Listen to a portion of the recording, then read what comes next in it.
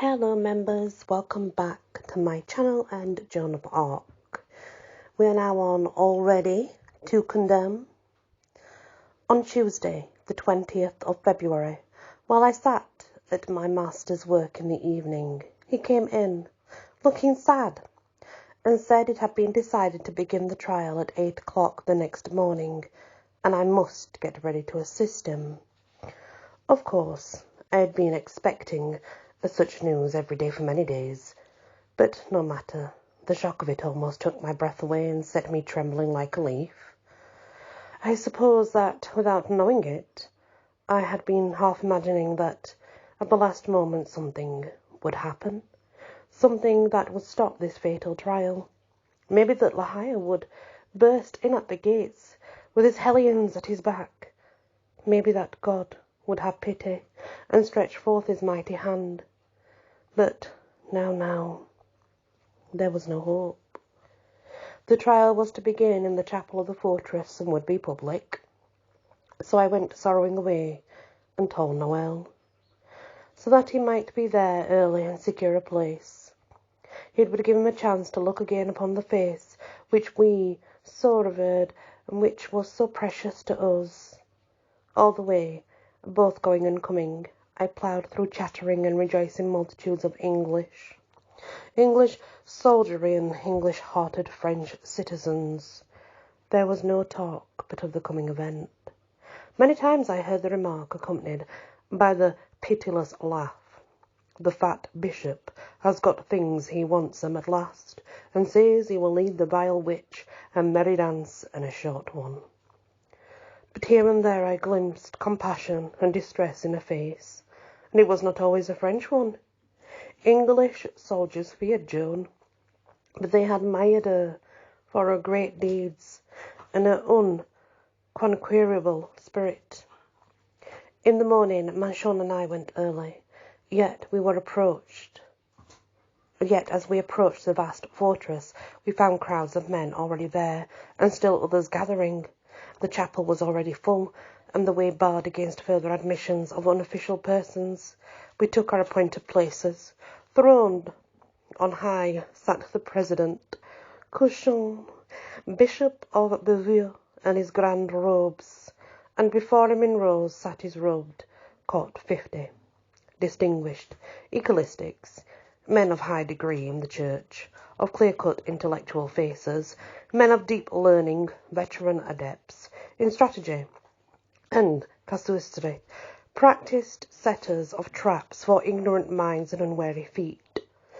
When I looked around upon this army of masters of legal fence, gathered here to find just one verdict, and no other, and remembered that Joan must fight for a good name, and her last life single-handed against them, I asked myself, what chance as an ignorant poor country girl of 19 could have in such an unequal conflict, and my heart sank down low, very low.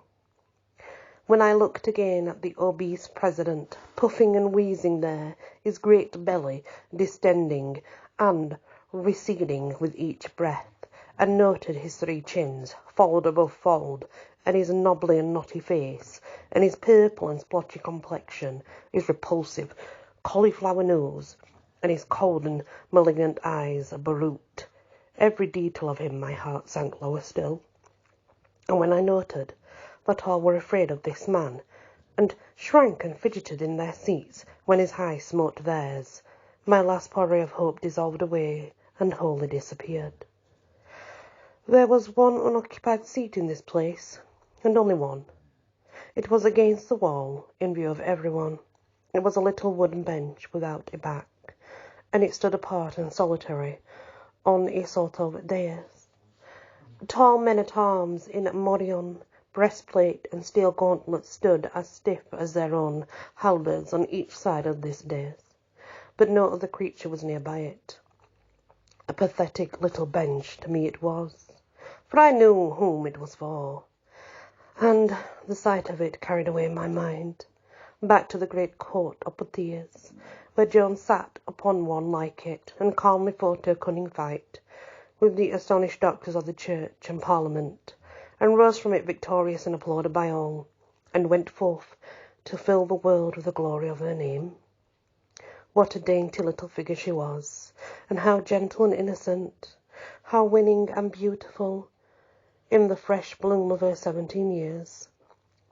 Those were grand days, and so recent, for she was just 19 now, and how much she had seen since, and what wonders she had accomplished. But now, oh, all was changed now. She had been languishing in dungeons, away from light and air, and the cheer of friendly faces, for nearly 3/4 of a year. She, born child of the sun, natural comrade of the birds, and of all happy free creatures, she would be weary now, and worn with this long captivity, her forces impaired, despondent, perhaps, as not knowing there was no hope. Yes, all was changed. All this time there had been a muffled hum of conversation and rustling of robes and scraping of feet on the floor, a combination of dull noises which filled all the place. Suddenly, "Produce the accused." It made me catch my breath. My heart began to thump like a hammer. But there was silence now. Silence absolute.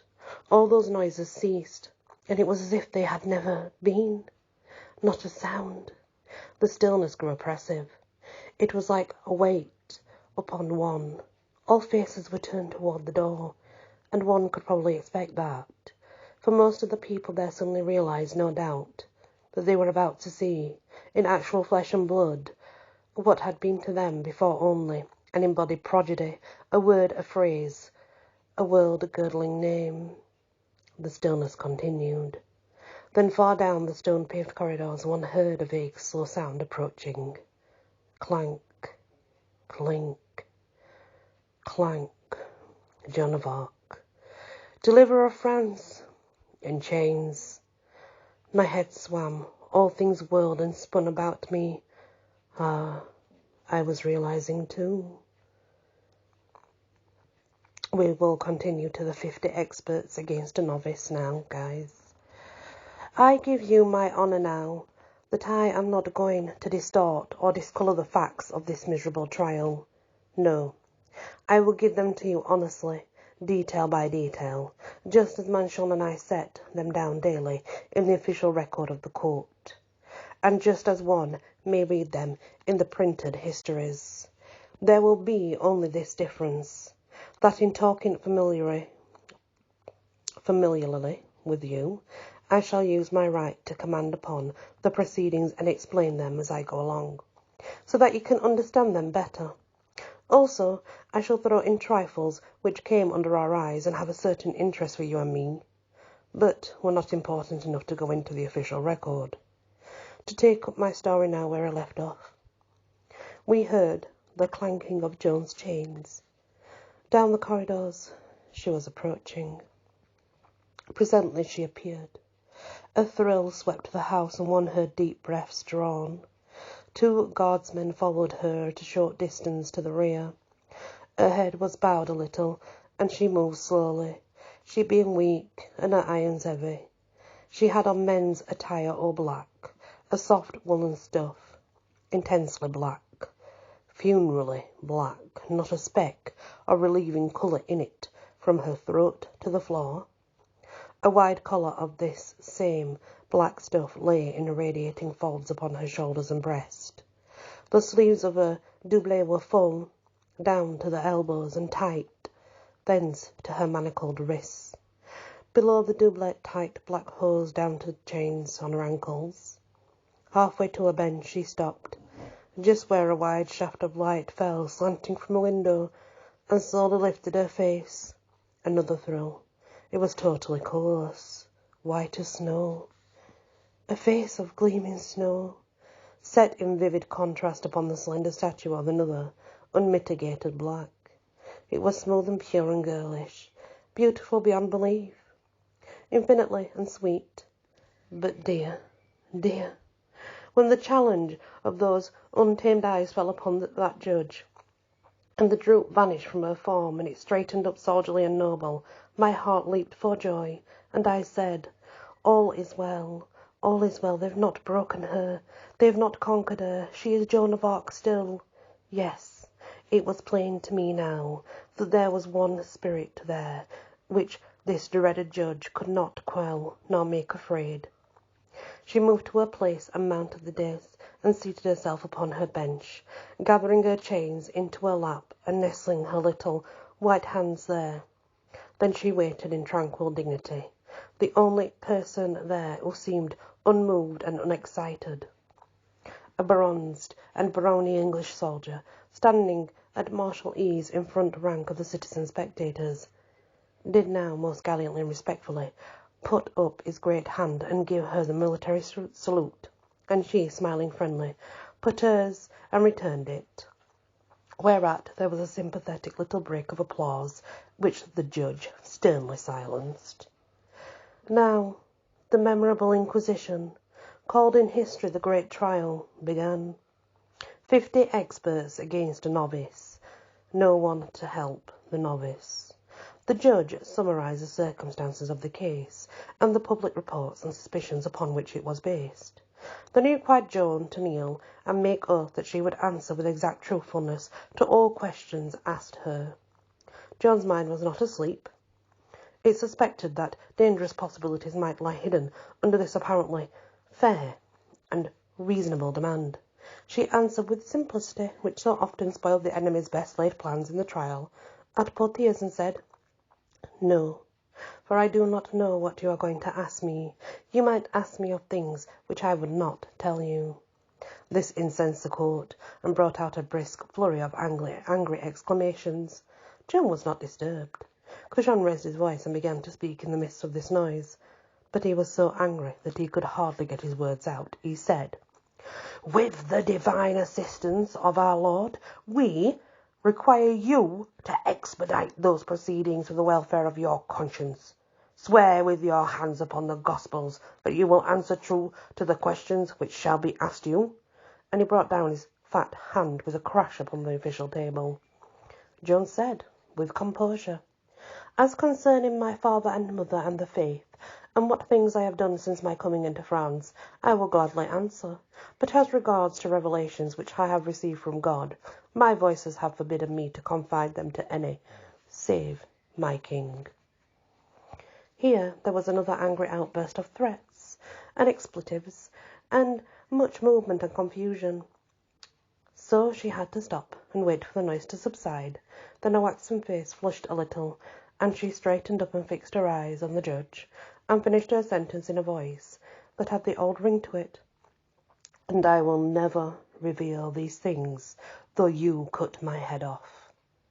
Well, maybe you know what a deliberate body of Frenchmen is like.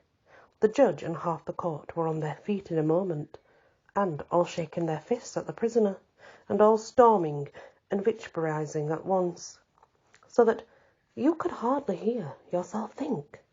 This kept up several minutes, and because Joan sat untroubled and indifferent, they grew madder and noisier all the time.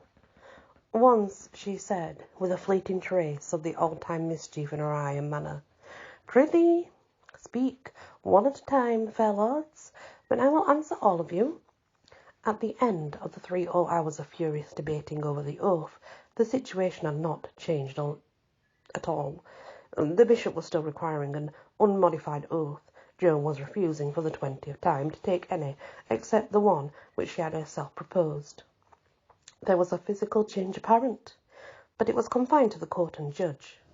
They were hoarse, droopy, exhausted by their long frenzy, and had a sort of haggard look in their faces, poor men, whereas Joan was still placid and reposeful, and did not seem noticeably tired. The noise quieted down. There was a waiting pause of some moments' duration. Then the judge surrendered to the prisoner, and with bitterness in his voice told her to take the oath after her own fashion. Joan sunk at once to her knees, and as she had laid her hands upon the Gospels, that big English soldier set free his mind. By God, if she were but English, she were not in this place another half a second. It was the soldier in him responding to the soldier in her. But what a stinging rebuke it was! What arraignment of French character and French royalty! What would that he could have uttered just that one phrase in the hearing of Orleans? I know that grateful city, that adoring city, would have risen to the last man and last woman and marched upon ruin. Some speechless speeches that shame a man and humble him burn themselves into the memory and remain there. That one is burned into mine. After Joan had made oath, Cauchon asked her name, where she was born, and some questions about her family, also what her age was. She answered these. Then he asked her how much education she had had. I've learned from my mother and Paternoster, the Ave Maria and the Belief. All that I know was taught to me by my mother. Questions of the unessential sort dribbled on for a considerable time. Everybody was tired out by now, except Joan. The tribunal prepared to rise, and at this point Cauchon forbade Joan to try to escape from prison, upon pain of being held guilty of the crime of heresy. Singular logic. She answered simply, I am not bound by this proposition. If I could escape, I would not reproach myself, for I have given no promise, and I shall not. Then she complained of the burden of her chains, and asked that they might be removed, for she was strongly guarded in that dungeon, and there was no need of them. But the bishop refused, and reminded her that she had broken out of prison twice before. Joan of Arc was too proud to insist. She only said, as she rose to go with the guard, It is true, I have wanted to escape, and I do want to escape. Then she added, in a way that would touch the pity of anybody, I think it is the right of every prisoner. And so she went from the place in the midst of an impressive stillness, which made the sharper and more distressful to me the clank of those pathetic chains. What presence of mind she had! One could never surprise her out of it. She saw Noel and me there when she first took her seat on the bench, and we flushed to the forehead with excitement and emotion, but her face showed nothing, betrayed nothing. Her eyes sought us 50 times that day, but they passed on, and there was never any ray of recognition in them. Another would have started upon seeing us, and then why? Then there could have been trouble for us, of course. We walked slowly home together, each busy with his own grief, not saying a single word. And that is the next chapter of our dear Joan of Arc. You know, please understand that she's only 19. The chains that she is in were designed for strong men. My heart breaks for her to think what she was going through. And you know, she did it all for God. Everything she did was for God and for her people. That's something that should always be admired. Many blessings.